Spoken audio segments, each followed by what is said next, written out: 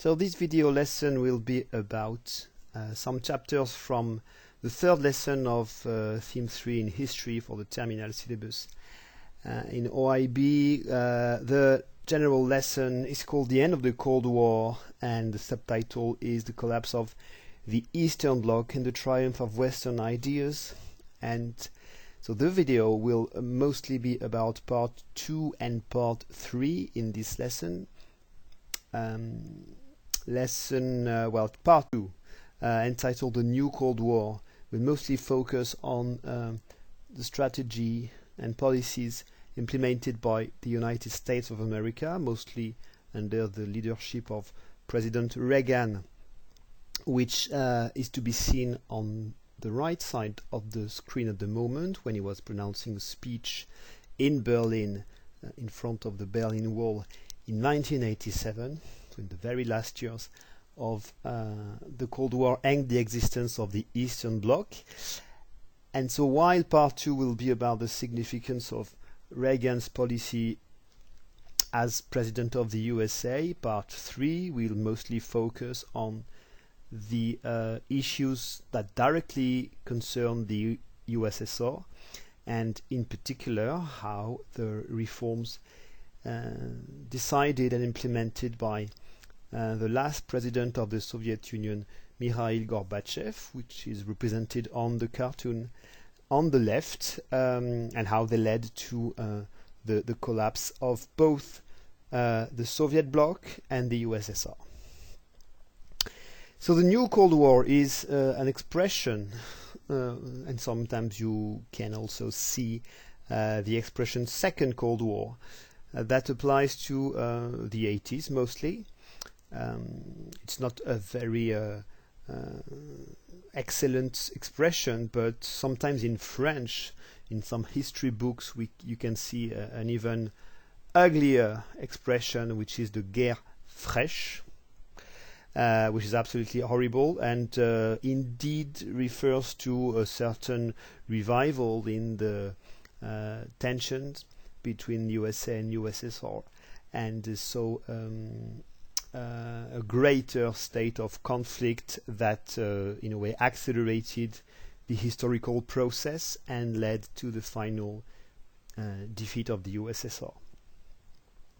Anyway, before speaking about President Reagan, just a few words about the last president of the USA in the 1970s. So he was the only president from the Democratic Party, so center left wing, and he was named Jimmy Carter.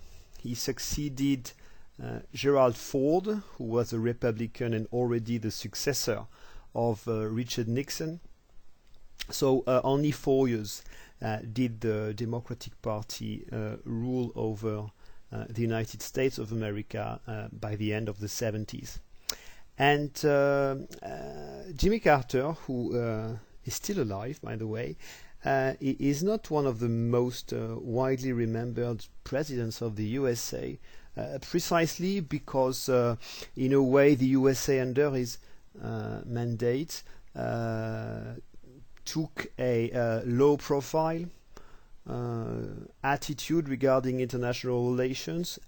Well, low-profile, not compared to all the other countries of the world. The USA remained the most powerful country in the world, and for that reason it remained influential, but compared to big shifts that were introduced by Nixon, for example in the early 70s, with the end of the Vietnam War and the end of the Bretton Woods system and the rapprochement with China, and compared with what President Reagan would do in the 80s and the impacts of his policies, it's true that under Carter the USA did not have an actual big impact based on a US decision. And it does not mean that there is nothing to be remembered from Carter.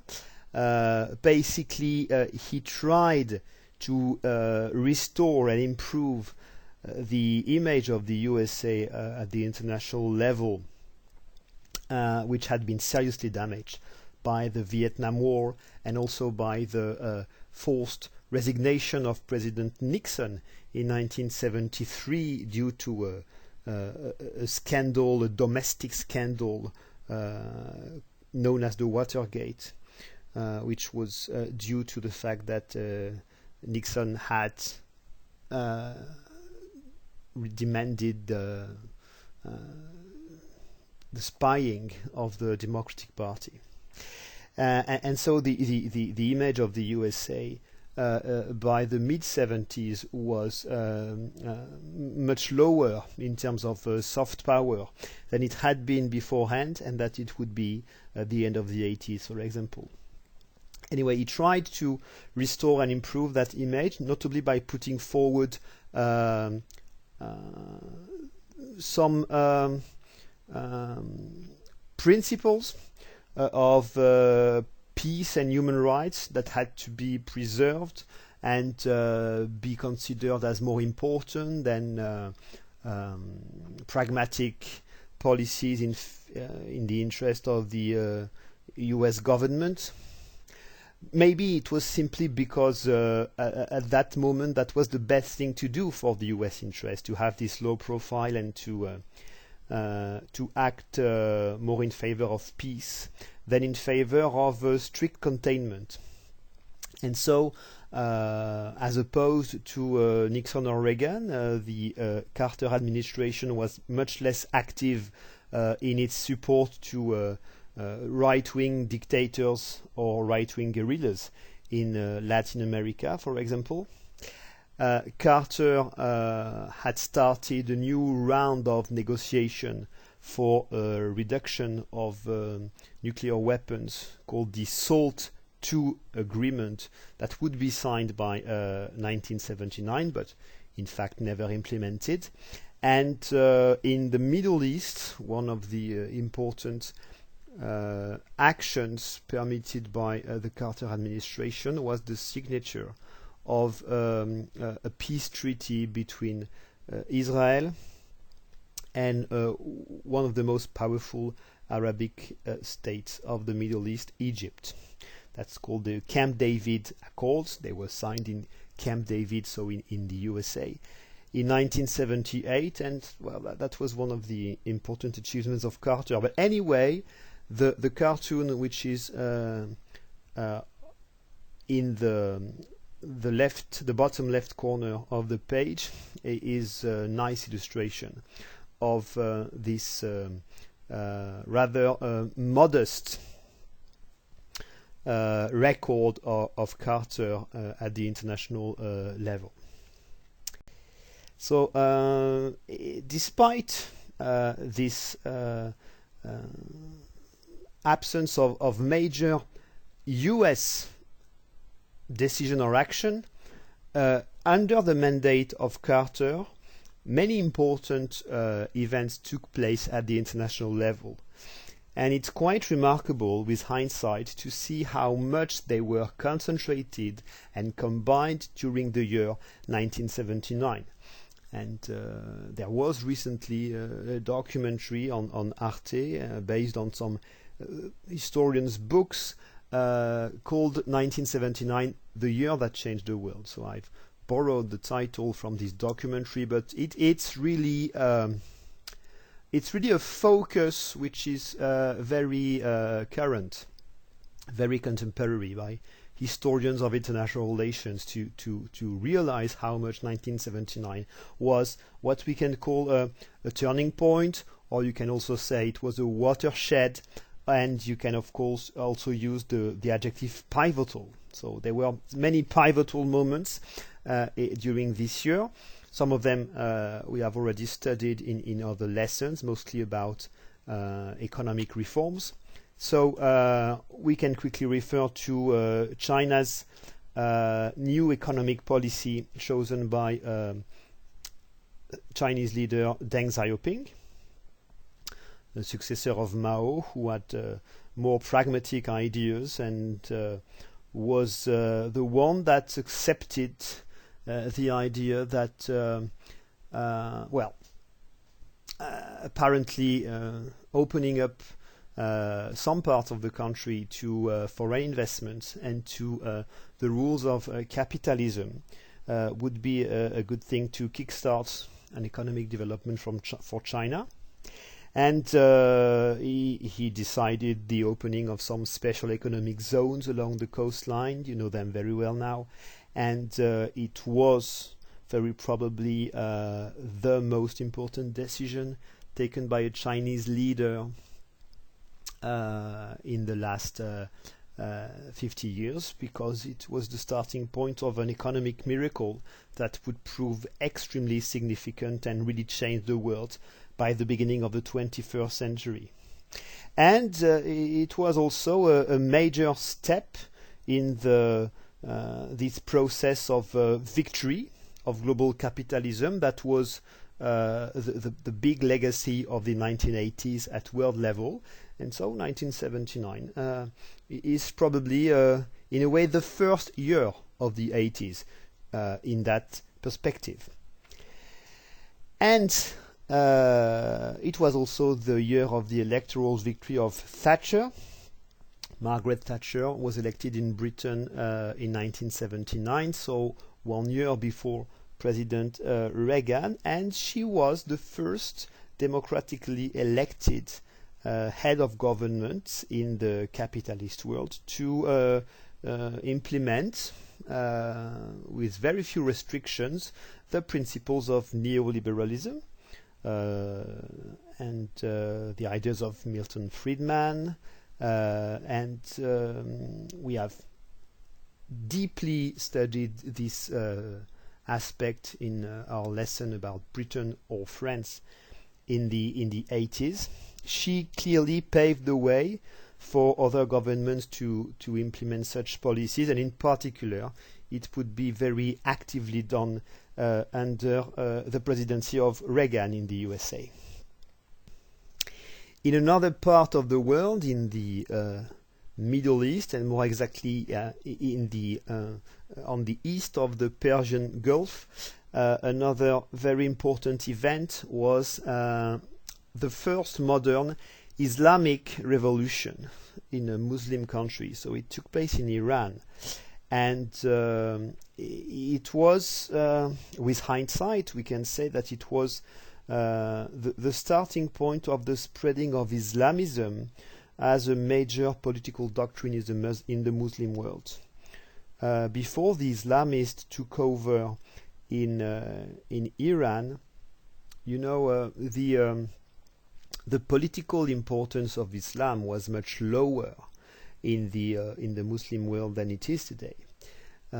Communism or liberalism were and nationalism were doctrines that had greater influence in the Muslim countries than Islamism as a political doctrine. And clearly the victory of Islamist activists in Iran was the first major victory of an Islamic party.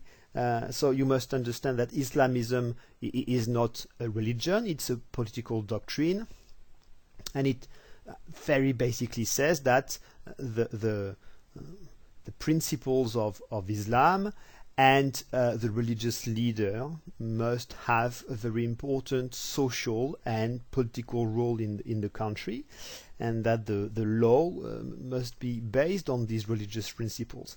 Obviously, not all religious leaders have the same views on what the important religious principles are, but the Islamic leaders in Iran in those days, and still today, but the first one was this religious leader called Khomeini in English. They were very conservative in their views, notably regarding women. And for example, before 1979, the trend in many Muslim countries was that the Islamic veil was less worn by women, that seemed to be the trend, a certain liberalization, a certain westernization in a way of Muslim societies. Clearly, after 1979, there was a reverse about that. Why are we talking about this in this lesson? It's also because the revolution that the Islamists did in Iran was a revolution against a regime which was led by a monarch known as the Shah, who was supported by the USA in the name of containment. In fact, in Iran you had basically a communist movement, the regime of the Shah, and the Islamists. And both the communists and the Islamists were opponents to the Shah. But in this game with 3 players, only one won, and it's the Islamists that won. That was that was a defeat in a way of the American diplomacy, who was unable to protect its his friendly the friendly regime in Iran, and that's in a way what is illustrated by this cover of Time magazine. The other reason why the Iranian Revolution was particularly humiliating for the USA was that some Islamist activists decided in the context of the revolution to attack the embassy of the United States in Iran. As you can see, they clearly saw who was their enemy, and they viewed the political influence that the USA had in Iran as a form of imperialism, and they translated that into a religious opposition. Hence the phrase "America is the great Satan," apparently pronounced by Ayatollah Khamenei. And for more than 1 year, American hostages were kept by the Islamists, and they would only be liberated after a long negotiation and only after the electoral victory of Ronald Reagan.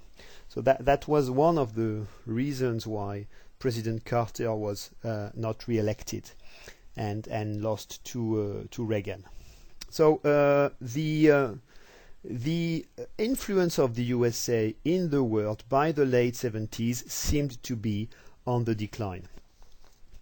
Last and certainly not least, of course, was not far from Iran, the invasion of Afghanistan by the Soviet Union.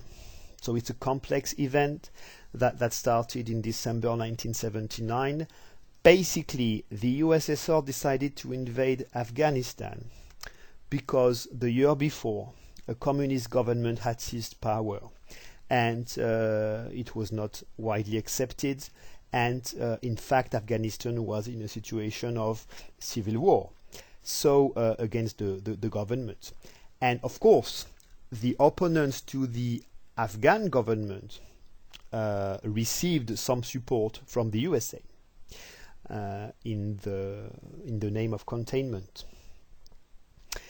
The fact that the USSR sent very openly, and despite the condemnation of the United Nations General Assembly, its army in Afghanistan was an event that reignited the Cold War. Because you may remember that in 1975, at the peak of détente, some agreements had been signed in Helsinki, and basically they had said, among other things, that there should be no invasion of any kind by the USA or the USSR. It was signed after the Vietnam War, of course. The War of Afghanistan was the first event that showed that this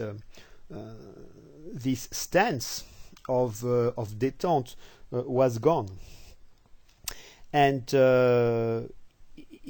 Afghanistan would be, nobody knew that at the moment, but it would prove to be the Vietnam War of the USSR. I mean a war that quickly proved to be unwinnable. And again, against a less powerful enemy, a less powerful country. But if we consider the longer history of Afghanistan, ever since, a bit later, the USA would fight wars in Afghanistan after 9/11 in the 21st century, and they have also seen there that it's an unwinnable war, and the foreign presence in Afghanistan is always defeated in the end. And one interesting remark among the warriors that the USA supported more or less openly in this Afghanistan affair, there were some Islamist warriors, and one of them was a rich man from Saudi Arabia named Osama Bin Laden. Okay, and you can see here it's an article from the Independent in the 1990s, and the support given by the USA to Bin Laden is very clear, and the existence of this character. So if you have not realized, this is the man who later would organize the terrorist attacks against the USA on 9/11 2001. But yes, he was for a long time supported by the USA and received some training and munition and etc. Anyway, so regarding Cold War politics, I've already said that the invasion of Afghanistan in a way started the second or new Cold War. It was very quickly followed by diplomatic decision made by the US administration under President Carter, who notably decided to stop trading grain with the USSR. So it's what we call an embargo. So that's an economic sanction, and a more symbolic sanction, but also with economic impacts, was the decision that the USA would boycott the Summer Olympics that took place in Moscow in 1980. And I have referred at the beginning of this video to agreements about the reduction of nuclear weapons. The SALT II agreement would never be ratified by the US Senate in retaliation. So, as you can see, maybe the image of Carter as a weak president was a bit exaggerated, but clearly it's an image that was largely conveyed by the contrast with the much more offensive approach and with much greater results that his successor Ronald Reagan would have. And so we turn to the Reagan years in international relations. America is back was the electoral slogan, extremely famous electoral slogan of the campaign made by Ronald Reagan for presidency in 1980. And what is quite remarkable was that the propaganda campaign that Reagan had started during the year 1980 was carried on in a way. Even when he was a president, he was a president that used a lot propaganda which was full of self-confidence and which was very nationalistic in its terms and very anti-communist. Nowadays, of course, when we read the slogan of the 1980 election, "Let's make America great again," we recognize that it's also the slogan that was chosen by Donald Trump much later. But back in those days, this choice was very significant. In a way, there was a clear message in Reagan's way to speak to the US public opinion and to the rest of the world. And that message was in a way that the USA should not be ashamed of being the United States of America, meaning that they should not be ashamed of being a rich country, of being a powerful country, of being anti-communist, of being a country of Christians, capitalists, with where the principle of freedom, and notably economic freedom, so the freedom to get rich, to make profit, were very important principles. The idea that individualism, individual success, was more important than collective success, and by contrast with the collectivism of the USSR. So that was he was right wing, clearly, but he restored the really a nationalist dimension. By the way, you also remember that he had very important, very clear views regarding economics, and that he is also the US president that put an end, definitely in a way in the USA, to the Keynesian principles of a mixed economy. He really followed the principles of neoliberalism, except for the fact that the military spending was so huge under Reagan that in a way the big state remained. It was not a return to small government, but clearly there was a reduction of public spending in social matters, but counterbalanced by massive spending. Anyway, the private sector was really favored by Reagan's policies. Tax cuts for the rich were extremely impressive, and it was really a big change with what had been done since World War II. And by the way, nowadays we say that when we analyze what Joe Biden is doing regarding taxation, he is reintroducing some higher taxation on profit and on high income. And what you can read is that nowadays Biden is putting an end, maybe, to the Reagan era. So that's just a way for me to insist on how nation changing and world changing were the decisions made by Reagan. What is interesting is that in a way Reagan proposed a return to basics, back to basics to the Americans. Social conservatism, the idea that in society you have inequalities, and the rich deserve to be rich, and the poor must behave better to be more successful. Unrestricted capitalism, and these two principles, social conservatism and unrestricted capitalism, were really basic principles of the USA in the 19th century. And regarding international relations, he did not change everything, but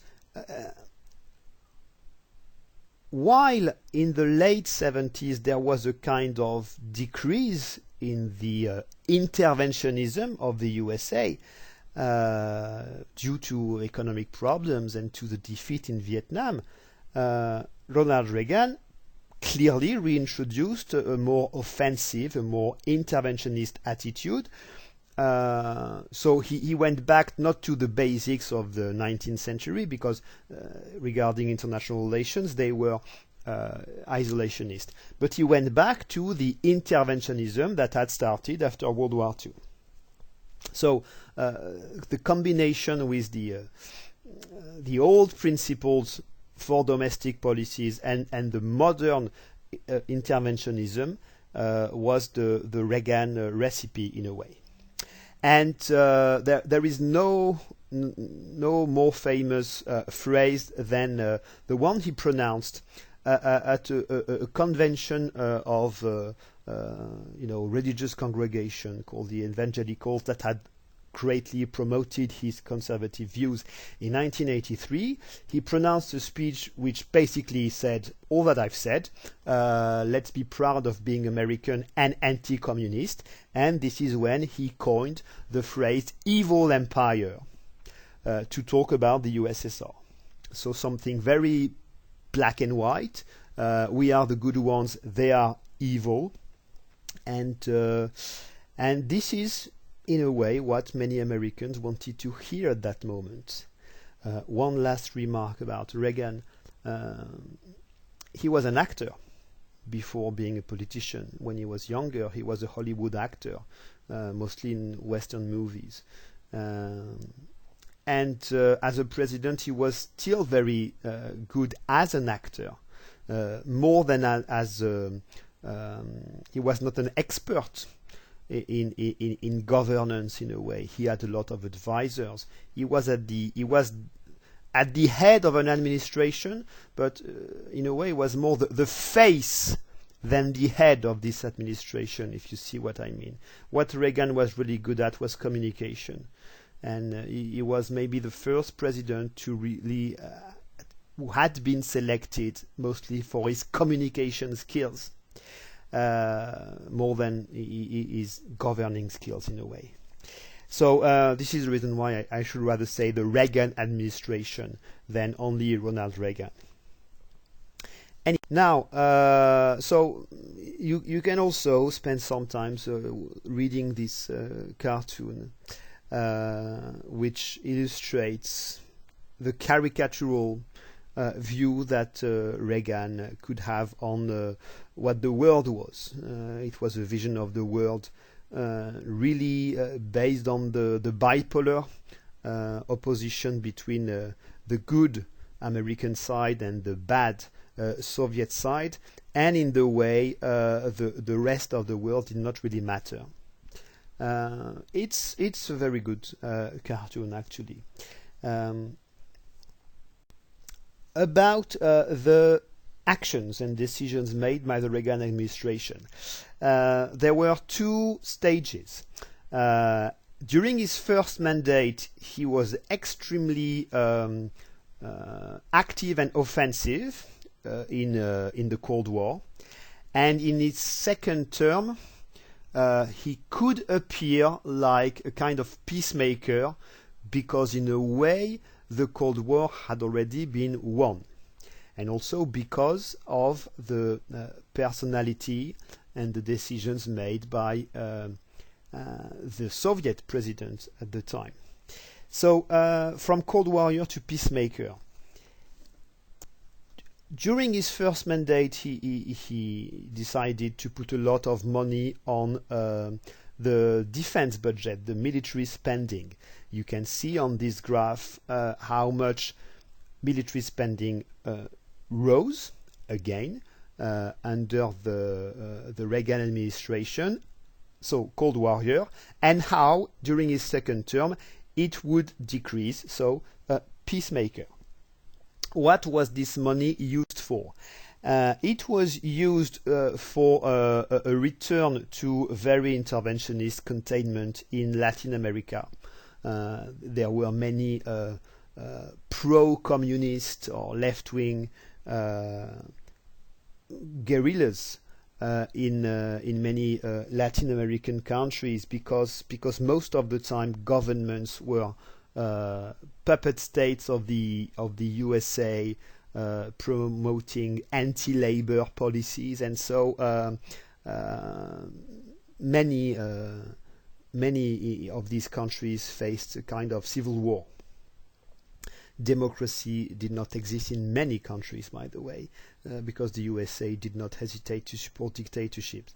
And the USA did not hesitate to support right-wing guerrillas, right-wing militias, or even to intervene directly against some militias, like in Grenada in 1983. Grenada or in Nicaragua, for example, where a right-wing rebel group called the Contras was strongly supported by the USA, for example. In Afghanistan, support was also sent to Mujahideen fighters. So Mujahideen fighters were the fighters against the communists in Afghanistan, and I already mentioned that some of them were clearly Islamists, like Bin Laden. In Europe, there was by 1983 a crisis known as the Euro missiles crisis. It's a moment when both the USA first and then the USSR in retaliation decided to set up some middle-range missiles, so very close to the opposite bloc in many countries, not in France, obviously, because France was not inside the NATO integrated command, as I've mentioned in a previous lesson. So that was a moment when the Cold War peaked again, and the risk of a nuclear war was again present, even though everybody was bluffing. Of course, that was deterrence, but that was a confrontation of strength. Okay, and that was Reagan's strategy. The idea was to show muscles, and to show to the USSR, whose nuclear arsenal had overtaken the US one during the 70s, that the USA had not surrendered in their will to contain any possible communist spreading. And Reagan believed that only by showing strength could the USA obtain advantageous negotiation with the Soviet Union. And he was right. He was right, because indeed the 1980s was the decade during which the USSR got completely exhausted by notably the arms race. And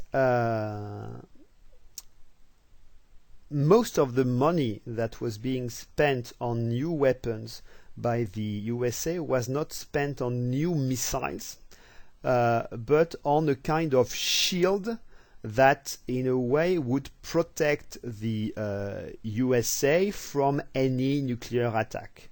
It was called the Strategic Defense Initiative. It was extremely modern, it was high tech, but it is remembered as the Star Wars program, reference to the movies that were already famous at the beginning of the 80s.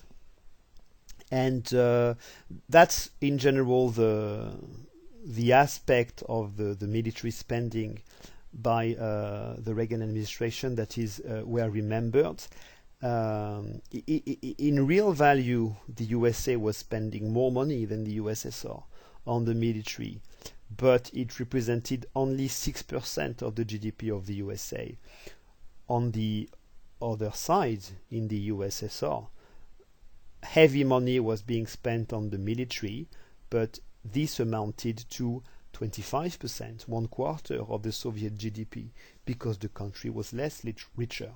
Okay, so the strategy worked because the USSR now led by Mikhail Gorbachev, accepted in the second part of the 80s to sign some treaties of disarmament, actually.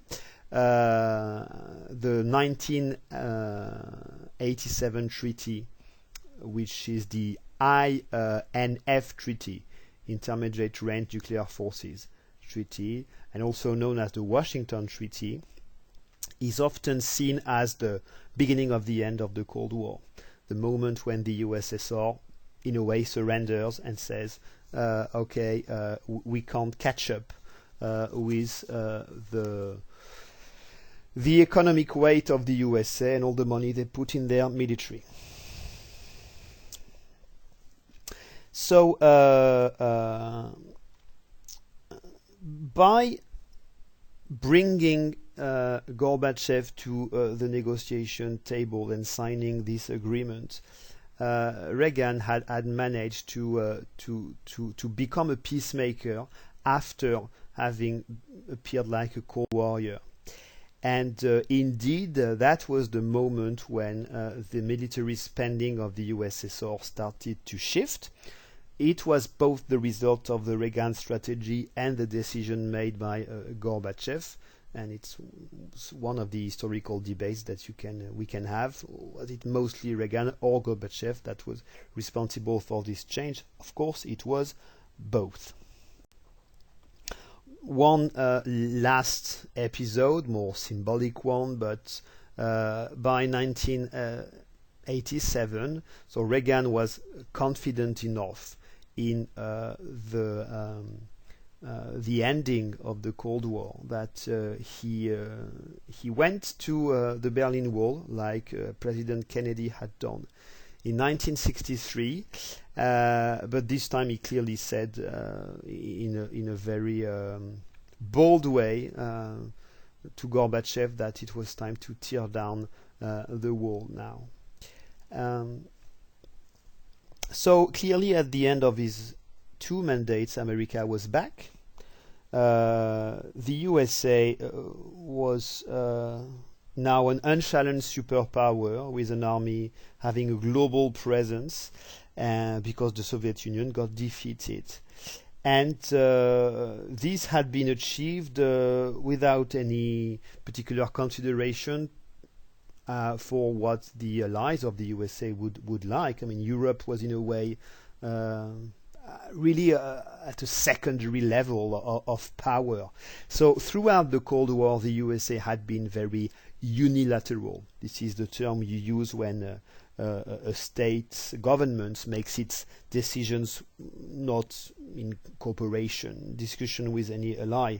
And Reagan really brought this unilateral approach to a peak, and by the late 80s, the situation of the USA in the world was a situation of hegemony, which means an unchallenged domination.